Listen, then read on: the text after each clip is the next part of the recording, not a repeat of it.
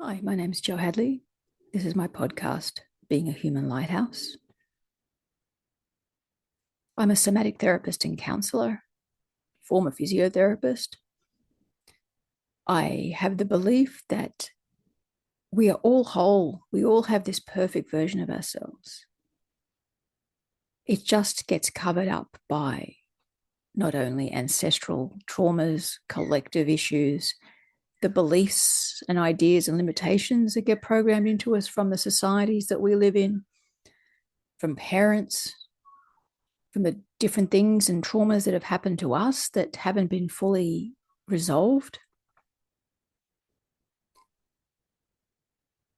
And my passion has been to learn how to access this inner wisdom that can guide me towards this higher self, the inner wisdom that can help me access the own innate healing abilities that we have, that we all have, that can get blocked. Science has been teaching and showing us that a lot of the Eastern mysticism and ideas are quite correct. If our nervous systems are dysregulated or in chronic stress, it minimizes our ability to heal ourselves. It minimizes our immune system's function.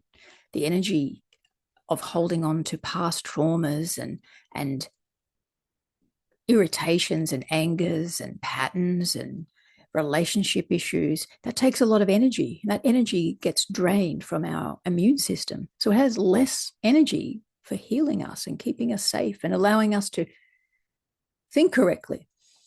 As we get more regulated and more balanced and more calm, we get access to not only a better immune system, the healing chemicals that are associated with being in a regulated state. This also allows us to think clearer and with using our conscious awareness. We get out of this chronic fight, flight, or freeze. We all have a different combination of patterns, and there's no one way to get out of this. I've been learning a lot of tools and techniques, and sometimes I wonder whether the tools and techniques themselves just become band-aids, even if they're fantastic tools. I did a breathwork session this morning and found it very interesting. A lot of sadness and anger came up, which I'm curious about and we'll have to sit with a bit further. But it made me, at first, I caught myself catching, oh, I have to learn this technique. I have to add it to my skills. And then I realized, no, when is it going to be enough that you've got enough skills? You've got your own particular gift and brand that you offer people. My particular gift is that I have the ability to be regulated and calm with a high level of consciousness to help be a catalyst to others to lift them up for a moment in time that they can access their own inner wisdom and their own higher levels of consciousness and get an idea of what it feels like and may look like to live the life of their dreams, to live according to their inner wisdom, to live according to their soul. And then once they've got that experience in the body, in their imagination, then their own internal GPS can be set towards that. And to achieve that, they may then be guided by their inner wisdom to a breath session. They may be guided to a massage therapist or a doctor or a relationships counselor. So many people have different skills and tools, but it's how we use them and when we use them that's important. I know in the past, I have used a lot of tools to fix myself, constantly on this personal development merry-go-round, these little quick fixes and little glimpses of joy or possibility, just like I was describing that I can do, but in a much smaller dose. I would get that from reading a book. But then I realized, how do I sustain it? How come nothing changes? Because you need to be lifted up to have a look what's possible, but you also have to clear some of the baggage that is blocking this inner light, this inner wisdom. And that's the traumas and the patterns and the faulty beliefs that we've inherited or taken on board because of the different things that have happened to us and the people around us. We have to unlearn a lot to access this inner wisdom. So sometimes the tools are necessary just to be able to get access to inner wisdom. We have to be able to regulate and calm the nervous system and get out of this chronic stress state to access the inner wisdom. We cannot access it when we're chronically stressed. So tools are necessary to start to get us more regulated and more balanced. After that, tools and courses and things may assist, but it can also use them to get on a hamster wheel and not change anything and just be happy with the little tiny bits of glimpses of hope without ever actually getting rid of the blocks that may be there, the things that are blocking this light from just emanating from us and assisting us to heal on a deeper, more permanent level. This isn't meant to be anything judgy about any tools or techniques. I use many of them. And like this morning, when I did this breath work, it was a new technique that I participated in. And it was amazing. And I caught myself with that old mentality of, oh, I must learn that because I must have a new skill. I must do more because I'm not enough already. I thought, that's a pattern coming up. And I thought, no, I'm at the point where I know the skills that I have. I'm going to constantly deepen the skills that I have and offer them to others. And then other people have this amazing ability to do different types of breath work, different types of techniques that can help alter the consciousness for short periods of time, or help use sound and vibration to help shift and move patterns as well. There's many ways to get there. And of course, the technique and tools I have don't help everyone, or they help people at a certain time and not others. And that's the same for the breath work or any other tool. It doesn't help everyone all the time, and it can work at some point, but not another, because we're on this journey, this ever evolving spiral journey of getting ever closer towards this perfect version of ourselves. So the trick is, after first learning how to regulate our system so we can access our inner wisdom, then it's learning that not to get addicted to different tools and to use them at the time and place when we need them. It's really easy to get overwhelmed by your friends and colleagues that use a technique and it works wonderful for them at the time, but it may not be right for you then. It's really can be a bit tricky sometimes. I'm talking from my own experience because I do get excited with new techniques and new ways of accessing higher levels of consciousness, better ways and tools to access traumas and patterns. And I sometimes catch myself, as I said earlier, using these because I've got a pattern that likes to block my progress, because our egos or our unconscious patterns, these coping strategies that got developed in childhood, sometimes they don't like to go. And when they start to get seen and towards the end, like a villain at the end of a film that gets caught, they start to scream really loudly and have a big last, really angry outburst. So yes, I've got one of these really, really strong pattern that's helped me immensely. It's been a wonderful lifesaver for me over many decades. But in the last 5 years at least, I'm starting to see it's limiting me and blocking my progress and blocking my next level of access to my own higher power and inner wisdom. I've been doing lots of work, sitting with this, using all the tools that I have.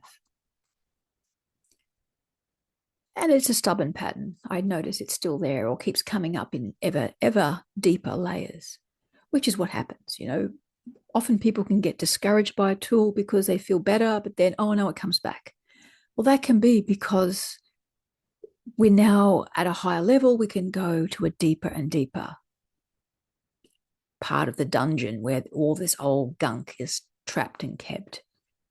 So I know that I'm going to ever deeper layers, and I have a very tricky pattern that does like to block things and likes to tell me that, yes, it's working. And then I realize, no, that tricky resistance is still there and it's blocking my next layer.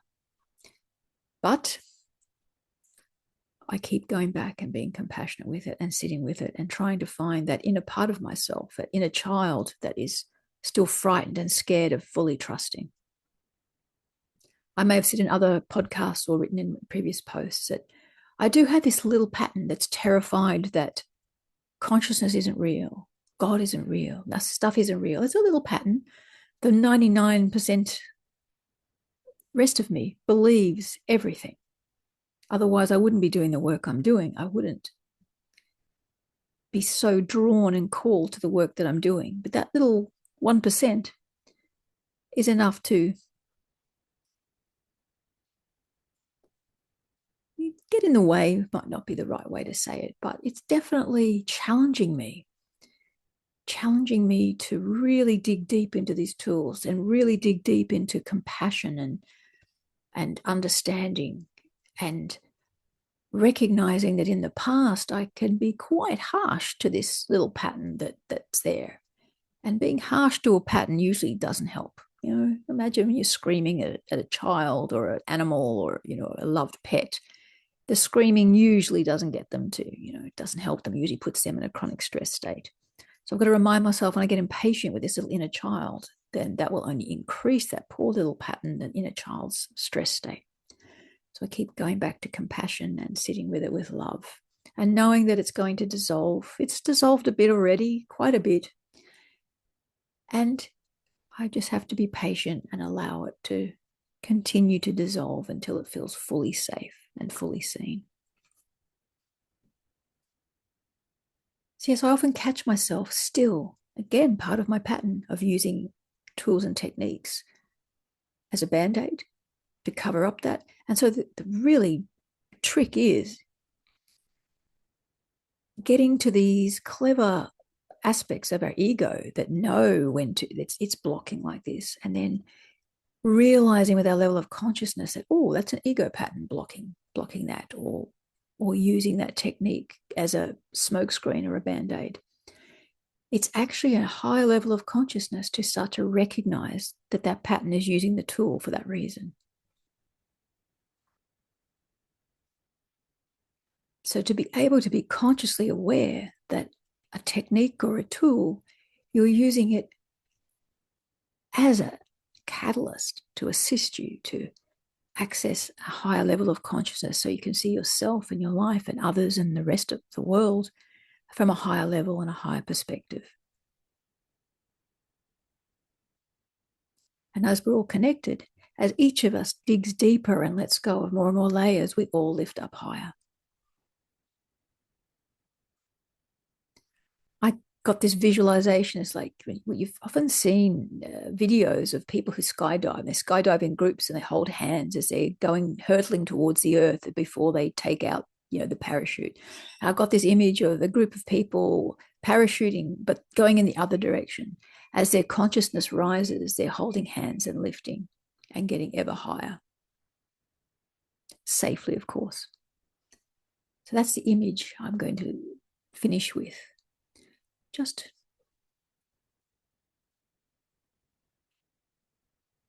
thinking about how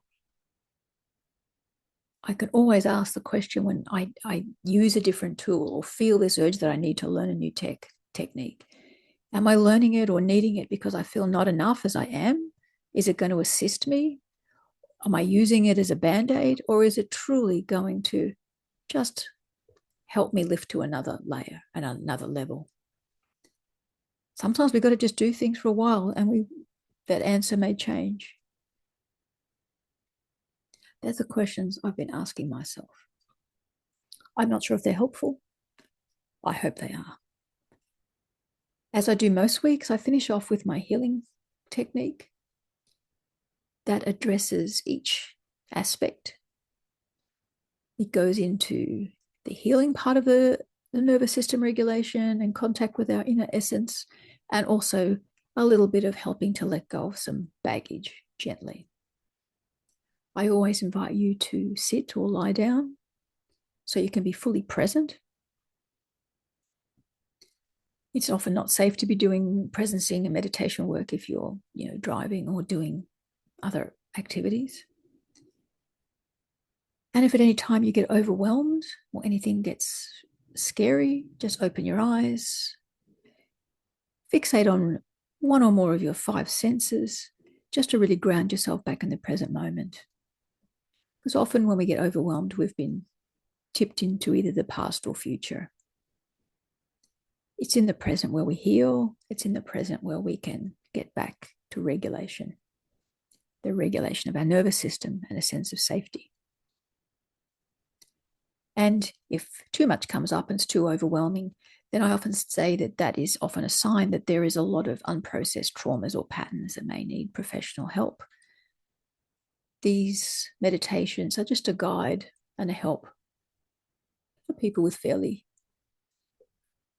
regulated nervous systems and not too much stored unconscious traumas that may need extra guidance and more professional help. So just sit back in your chair, feel your feet on the ground. You can imagine roots growing to the center of the earth that really ground you to the center of this physical planet that we're on, that gives us all that we need to survive and has made up of all the same chemicals and particles and elements that we are made of. The four elements: the earth, the air, fire, and the water. It's our home in this physical plane. Now I invite you to imagine a cord going from the center of your head to the center of the universe, so that you're plugging in to all that is, to universal energy.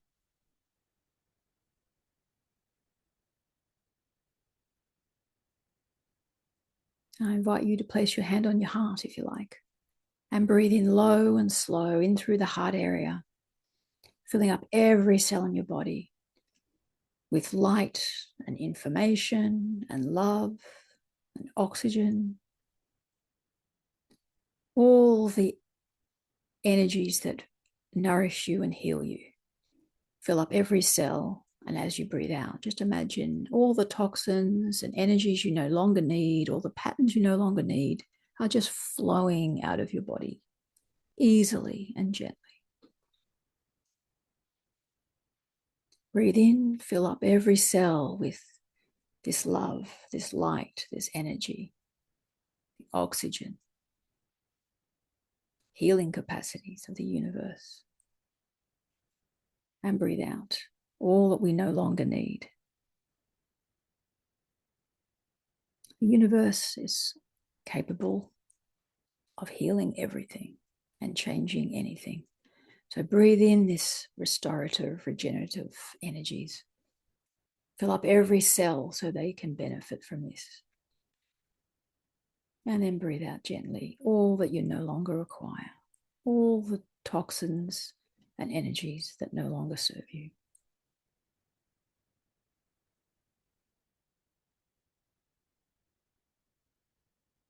Now I invite you just to notice any sensations happening in your body. These may be pleasant sensations. They may be just neutral. They may be unpleasant sensations. Don't judge them or try and change them. Just allow them to be there. You're safe just sitting in a chair or lying down. They're just sensations coming to the surface of your awareness. Just be curious about them. You might want to low, slow breathe into that area, especially if it's unpleasant. Remembering the unpleasant emotions are often coming to us as unpleasant sensations and feelings.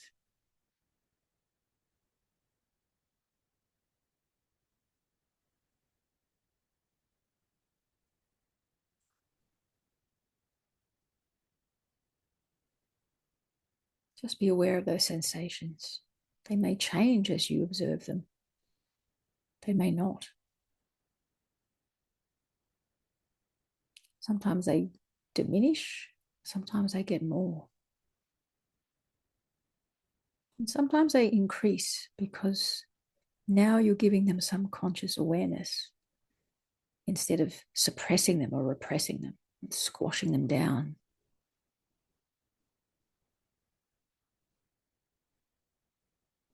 Healing requires us to feel and just to see what we've been holding on to witness it before we allow it to integrate and dissolve.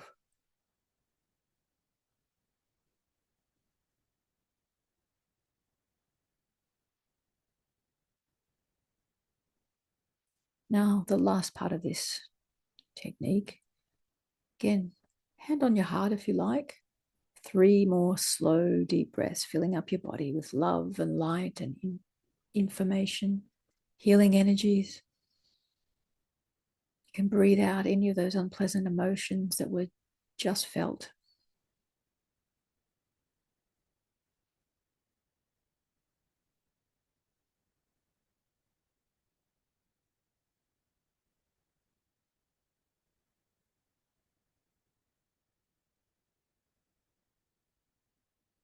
Now, after the 3rd breath, I invite you just to imagine, what would your life be like if you had no limitations? If money wasn't an option, if you could do what you wanted to do with your life, how would it feel and what would it look like? If you were said, if you were told to live according to your heart and you have all the resources necessary, how would you live? Where would you live?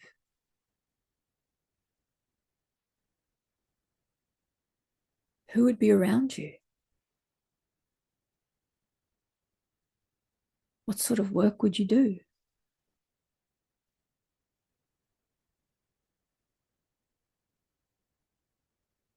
How would it feel to live this life? The life that you could say, this is what you came here to do. This is your purpose. This is your meaning for life. How would it feel to live like that? Feel it in your body, feel it in your cells, what it would feel like if you could just know that for the rest of your life you are living from your heart, completely supported in every way, to live the life of your dreams, to do work that just brings you such joy, such fulfillment. How does it feel in your body? Does it feel expansive and open? Do you feel free? Do you feel light?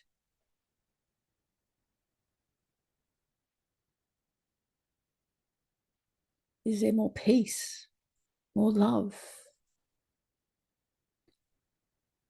Or is it more joy and excitement? How are the relationships around you?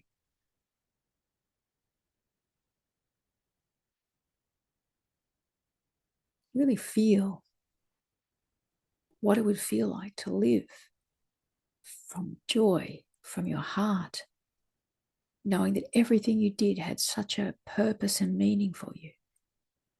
And it helped a lot of people around you just because you were being you and coming from your true authenticity. How would that feel?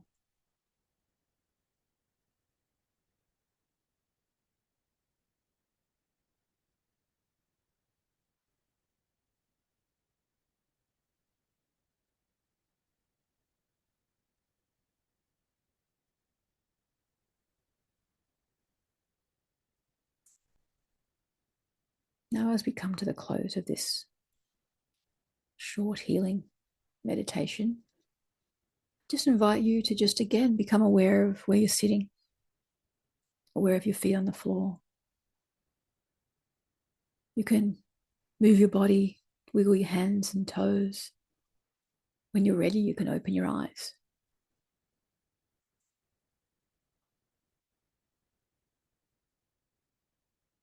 I invite you just to notice if you feel any different to when we first started.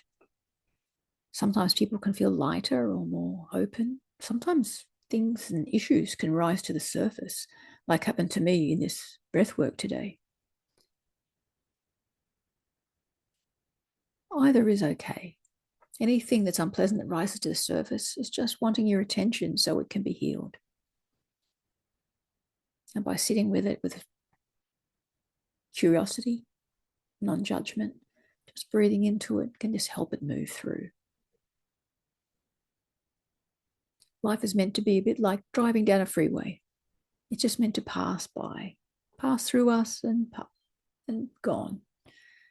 It's when we hold on to things that when problems begin.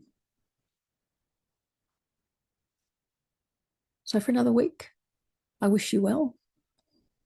And I'll be back pondering and wondering how to even deeper access inner wisdom next week.